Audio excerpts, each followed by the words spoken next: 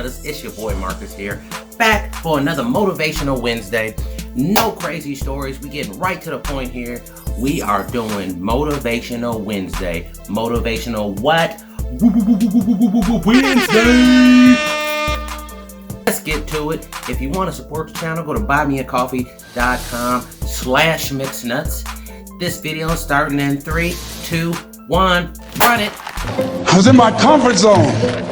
I was doing just enough to get by. I was working on a job. They paid me just enough to keep me from quitting, and I worked just hard enough to keep from getting fired. How many know people like that? Blink your eyes if you understand what I'm talking about. I was parked. I knew I could do more. But when my mama died, it took something out of me. When I went through a divorce, it took something out of me. When my best friend died, it took something out of me. I paused. And somebody said that life is like an onion. You have to peel it one layer at a time. And sometimes you cry. Life's gonna happen to you when you have a dream. You're gonna get slapped around. And don't take it personal. Don't ask, why did this have to happen to me? Why not you? Who would you suggest? You want to give us some names, some email addresses? And don't tell everybody. 80% don't care, and 20% glad it's you. It's called life. Suck it up and move on. Get over it.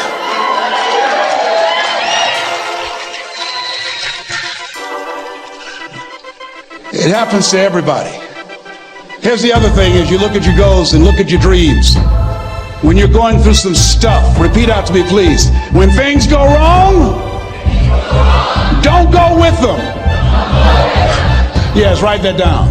When things go wrong, don't go with them. When you're working on a business deal, you're counting on some money. Someone said you will get the loan and it falls through. You have an event and the people that you thought would be there and support you, they don't come through. Or someone turns against you or you get ripped off. It's going to happen to you. Happened to me. Someone stole all my products. My database, over 180,000 names and addresses. It's not personal. It's going to happen to everybody. It does. 8 out of 10 millionaires have been financially bankrupt. Walt Disney had 7. He filed bankruptcy 7 times and had 2 nervous breakdowns. It's called life. But I got a saying, when life knocks you down, try and land on your back, because if you can look up, you can get up. You've got the power in you to do that. You've got something special. You've got comeback power. Here's the other thing. Let us say together, it's possible. It's necessary. It's me. Yes, write that down. It's me. Take ownership for your life. Nobody can live your dream for you but you. Nobody's going to take care of your business like you. Stop coming up with excuses. Don't give yourself permission to continue to live a small life. You can't fit a big dream into a small life. Give yourself permission to go for it, to test yourself, to challenge yourself, to live full. I like the saying, always strive to get on top in life, because it's the bottom that's overcrowded. The reason you're here is because there's something in you that says, I can do more. This just can't be it. There's something in you. There's a calling on your life. There's something in your heart that caused you to get dressed and spend the money to go to seminar after seminar and listen to message after message and speaker after speaker. Because there's something in you that tells you this is not it for you. You have not peaked here. There's more in you that you're expressing. Eye has not seen, ear has not heard, nor has entered the heart of mankind what's in store for you if you challenge yourself, if you persist and persevere, if you take ownership for your life. George Bernard Shaw said the people that make it in this life, they look around for the circumstances that they want, and if they can't find them, they create them. Create what you want.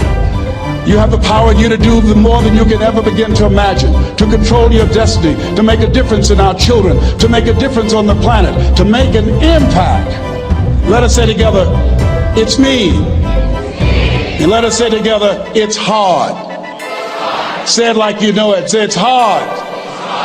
Ladies and gentlemen, it's hard. There are people who have seen their retirements taken away from them by the corporations that they work for. They were within 2 or 3 years of retiring, and they had it taken from them. The number one entrepreneurs in this country now are senior citizens. The number one employer, number 2, McDonald's and Walmart. And there's nothing wrong with those jobs. I guarantee you those people did not have a plan to end up living their lives at the end of life with those types of jobs. And they didn't have a plan like you have, and while you're investing in yourself, not to. And it's hard. There are people making choices between purchasing prescription drugs or paying for gas or a mortgage note. It's hard when you're working on a job for 20 years, 30 years, give them some good years, and then they come in and tell you, we've downsized. In other words, you're fired. And then you have to start all over again. How many of you know it's hard? Raise your hands, please. It's hard. And it's not fair. One of the things I like about T. Harv is he talks about work and investing in yourself. It's not fair when people are going up against that kind of stuff to tell them just think positive and be enthusiastic and everything will work out all right. Ain't that kind of party. It's hard. Life will put some knots on your head. I bought my first home for my mother. I was rushing, didn't know what I was doing, and I bought a home that had a lien against it. And they called me, Mr. Brown, yes, there's a lien against your property. We need $55,000 if you're going to stay there. Wait a minute, sir. I just bought this home. The guy told me there were no liens against it. I'm not the one that owe you the money. You should have checked that out, Mr. Brown. Come on. I called my attorney. We followed up. Yes, Les, there's a lien against the property. But he told me there were no liens. He lied, obviously. Oh, my God. He told me he wanted to help me because he admired the fact that I was buying this home for my mother and that he was adopted, and he identified with me. Les, he suckered you. He played you, man. So what? Well, would they take payment arrangements? What about $5,000 a month? They want all the money, Les. They want all the money, or you're going to have to get out. The house is going up for sheriff's sale.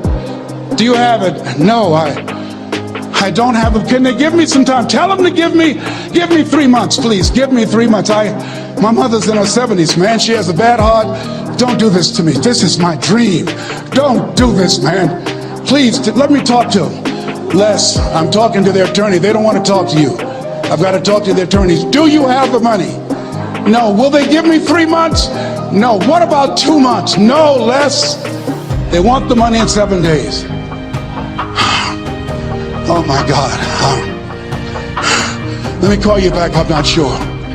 And I walked the floors thinking, God, how could this happen to me? I got to figure this out. I got to figure this out. And it seemed like the days are just ticking off. Thursday, I had to call them and let them know. They called me, Les, do you have the money? No, I don't. Friday, you have to leave. The sheriff will be there. You'll have to leave, Les. They're going to take my house. What about my down payment? You lost it, Les. You lost it. Okay. I got to go. Yes.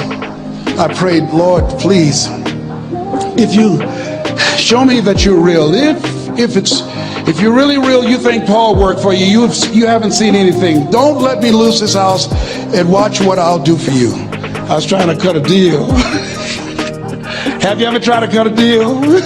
It's amazing how spiritual you get when you get in trouble. You know what I mean? When I was diagnosed with prostate cancer, I was going to bed with the Bible and the Holy Quran and the Science of Mind and Joel Goldsmith, everything I could find. I was praying to Jesus, Yahweh, Melchizedek, everybody. I was calling on everybody. It's amazing. And here I was walking the floor 3 o'clock in the morning, and I had to go and wake my mother up. I got on my knees and I said, Mama, I said, I need you to wake up. She said, what's wrong, Leslie? I can hear you walking back and forth. I'm not asleep, son. I said, there's something I need to tell you. She said, your eyes are red. Why are your eyes red? Because I feel so stupid now. Why? We got to move tomorrow. Why, Leslie? There's a lien against the property and they want $55,000 and I don't have it. And we're going to be set out tomorrow. We have to go back to Liberty City. So she said, it's okay. I don't like this house anyhow. I said, why? She said, because of my arthritic knees, it hurts my knees when I go up the steps. I said, then why didn't you tell me? Because you were so happy. I just said it because you were happy. I'll live in a shack with you, boy. I love you. It's not the house. I love you. I love all my children. I said, thank you, Mama.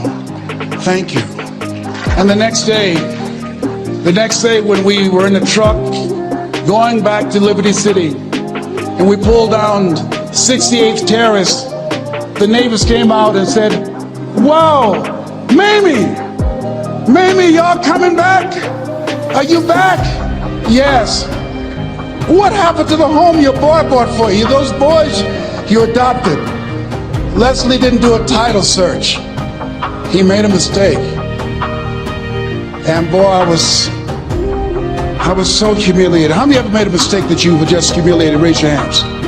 I was devastated. I was taking the furniture off the truck and my mother came and I was crying and she said, boy, I said, yes, ma'am. She said, hold your head up. I said, Mama, I can't.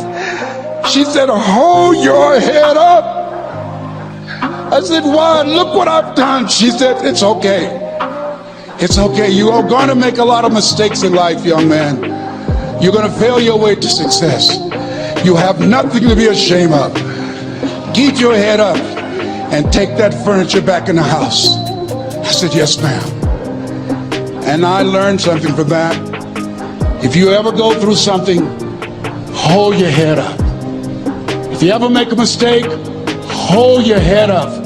If you ever do something and everything goes wrong, life catch you on the blind side, hold your head up. It's not over. Goethe said,